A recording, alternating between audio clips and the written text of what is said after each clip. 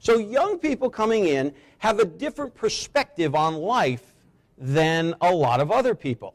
And this is what I've discovered about people of all generations. I know the company sends you through all of this training on different age groups. I'm going to share with you right now, real simple, how to deal with people of any age group.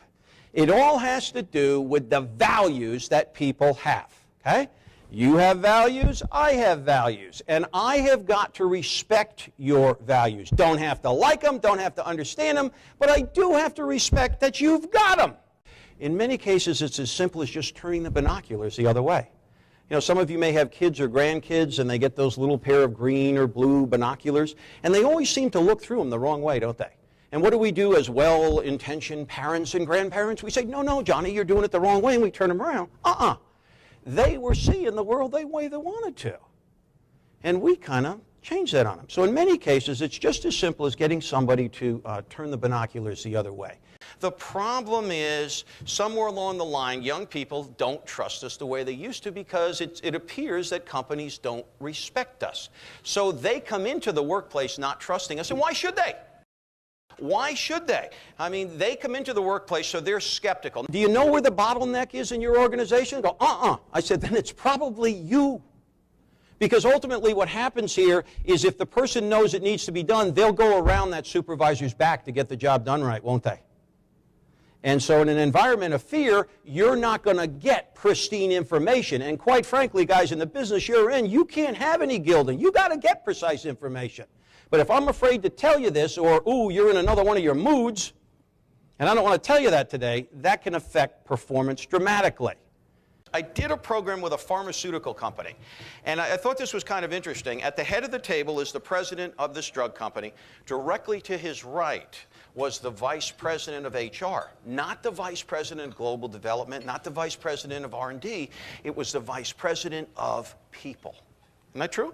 Vice president of people, because all of a sudden what companies have realized is that people really are what make companies work. When you have your pride campaign here, I mean, this is wonderful because one of the principles I teach with leadership is, you know what I tell people? If people are proud of what they're doing, they don't need bosses. That makes sense? If you are proud of what you're doing, you really don't need a lot of close supervision. People like to be good at what they do. People like to be proud of what they do. Is that fair? I think so. I believe that most people want to feel at the end of the day when they went home that they put in a good day's work. I don't think most people want to goof off. I believe most people want to do a good day's work. Now, example of where this worked against a company. I was working with a manufacturing company. And what they did is it was kind of a rough and tumble business. They sheared steel, so it's real loud. You had to wear the headphones and the hard hats and all of this kind of stuff. And they had 4 men that worked for them, and their titles were called lead men. This is about, I don't know, maybe 10 years ago. And what these guys did is they were really kind of like sophisticated millwrights. What their job to do, if a piece of equipment went down, they kind of know how to whack it like that, kind of hold that tongue like that, kind of whack it like that, and they could get the machine up and going. And these were all good employees. They showed up on time, they were good managers, people liked to be around them, they didn't do this, right? They didn't stir up the stuff, which a lot of people tell me is, you know, if we could just get people to stop doing this, it'd be a lot better. So they were great employees. One had been there 21 years, one had been there 18 years, and the guy 16 years, and the guy 14 years.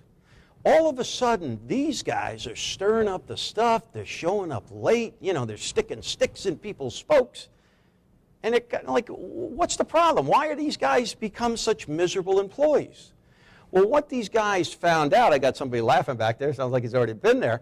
What these guys found out is that in 9 months, this equipment that they were so good at whacking with the hammer, holding their tongue like that, and kind of kicking like that, was all going to be replaced. And all of the stuff was going to be replaced with instrumentation.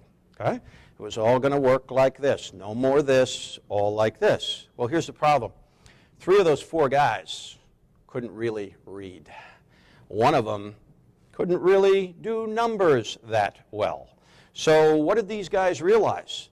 In 9 months, we're going to be obsolete, we're going to be laughing stocks, we're going to be just fodder.